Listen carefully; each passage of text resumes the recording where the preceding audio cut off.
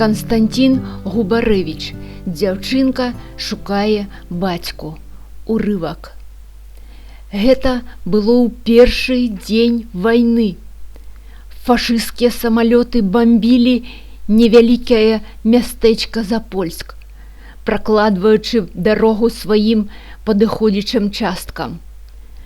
Жыхары у паніцы разбягаліся хто куды. У поле, хмызнякі, лес. Самалёты амаль на брычым палёце палявалі ці ледзь не за кожным чалавекам. Нейкую жанчыну нагналі на лясной дароге. Яна ўпала на абочыну, забітая з паветра кулямётнай чаргой. Але не, быццам бы заварушылася. Заварушылася. Правда, не яна. З-пад яе выкараскалася маленькая дзяўчынка гадоў 5. Яна не ведае, што адбылося. Не ведае, што, прыкрываючы яе ад смерці, маці аддала сваё жыццё. Але дзяўчынцы здаецца, што мама жывая і зараз проста ляжыць на зямлі, баючыся падняцца на ногі ў страху, як бы зноў яе не заўважыў страшны самалёт. Яна пачынае тармасіць маму, каб тая хоць бы голас падала. Але мама маўчыць і нават не варушыцца. Алексей Пысин. Баллада аб пераправе. Б'юць і б'юць гарматы, б'юць гарматы. Вогненная пад панад дзвіной. Трэба вам ісці, салдаты, з берага свайго на бераг той. Трэба вам ісці, там горад Велеш. Трэба вам ісці, там горад быў. Трэба вам ісці, хоць цяжка вельмі ж. Пераправу вораг зноў разбіў. Ускіпаюць над бяздоннем хвалі, абдымаюць неба глыбінёй, пад агнём салдаты мост паклалі. Пад агнём, пад громам, пад вадой. Мост, а ў моста сціснутыя пальцы, пад павекамі густая сінь. Вы смялей, сябры, па нас ступайце, вы жывыя, вам далей ісці. Велеш, Велеш.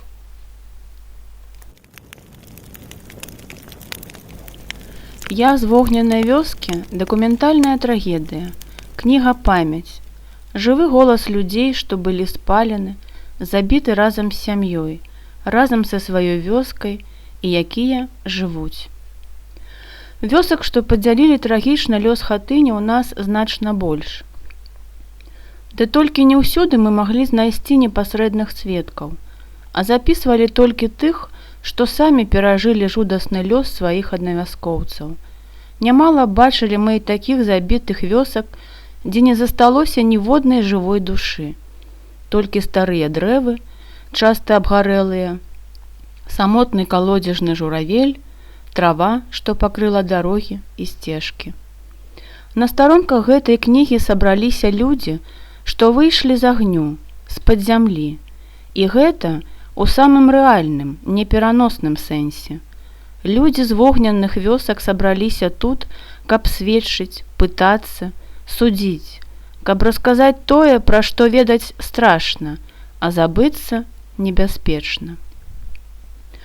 Сваю задачу мы бачылі ў тым, каб зберагчы, утрымаць, як плазму, невыносную тэмпературу чалавечага болю, недаўмення, гневу, якія не толькі ў словах, але і ў голасе, у вачах, на твары. Утрымаць усё тое, што як паветра акружае чалавека, які расказваў нам, а цяпер са старонак кнігі звяртаецца да чытача, да вас звяртаецца.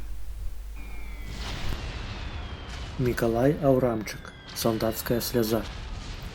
Нямала смерць яго сяброў скасіла па родных папялішчах, між руін, а ён, плячысты беларус-асілак, упарта прабіваўся на Берлін. Нямала вёрст ператапталі боты, пакуль дайшоў ён да мяжы чужой, дзе ўпершыню зусім, не горкім потам, з чака на сонца бліснула слязой.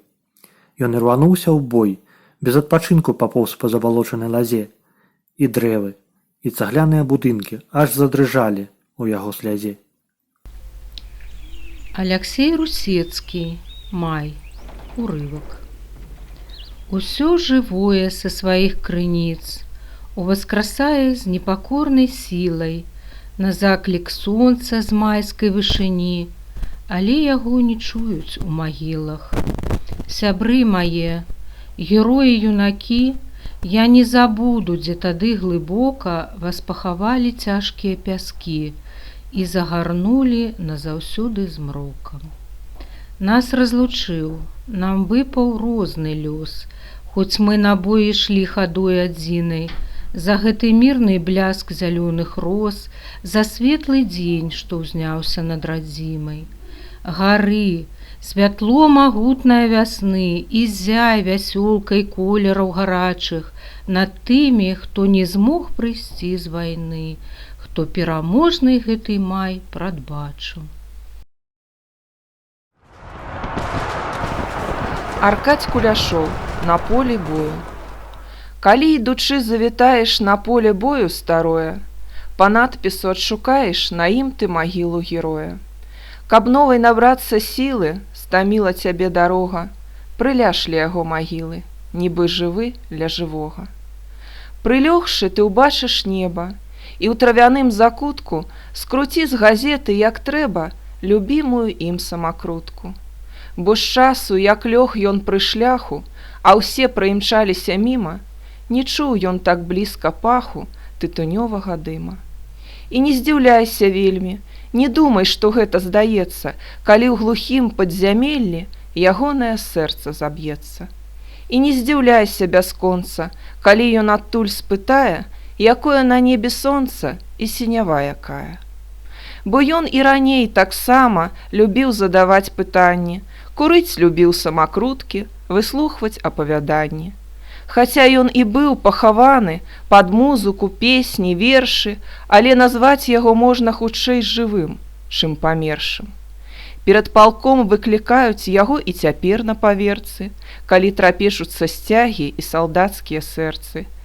І кожны раз называюць пры гэтым і поле бою, дзе лёг ён на сталь кулямёта, сяброў засланіўшы сабою.